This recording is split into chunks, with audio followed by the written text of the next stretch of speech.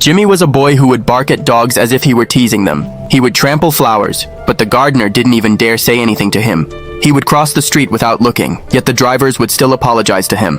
Once he sat on a street and snatched money from a singer, then threw all the money onto the ground. He knocked over a working laborer's bucket. He snatched a little girl's ice cream and smashed it against a wall. Jimmy was the scariest and rudest boy in the whole city. No one dared to mess with him. Even as soon as he reached school, an alarm would be sounded, and all the children would run as if a huge disaster had struck.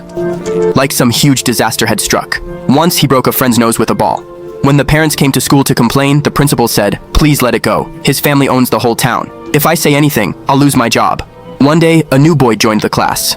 Jimmy laughed when he saw him. The new boy said nothing, which made Jimmy even happier, but he didn't know it was the start of his nightmare.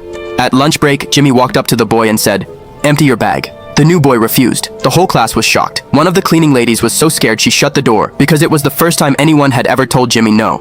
Jimmy immediately punched him in the mouth. The next day, the boy's grandmother went to Jimmy's house. She said, "Apologize." But Jimmy arrogantly replied, "My dad will protect me."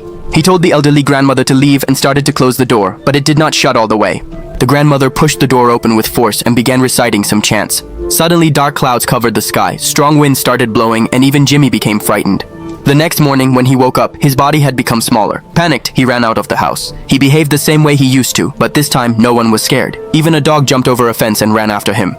He ran off. At school, the kids he used to bully had gathered around him. Everyone was ready to teach him a lesson. Then the new boy showed up and stopped them. Jimmy followed him home. He dropped to his knees and begged for forgiveness. He promised that from then on, he'd prove he could be good. With the boy's permission, his grandmother chanted the spell again. She said that by the next morning, everything would be fine.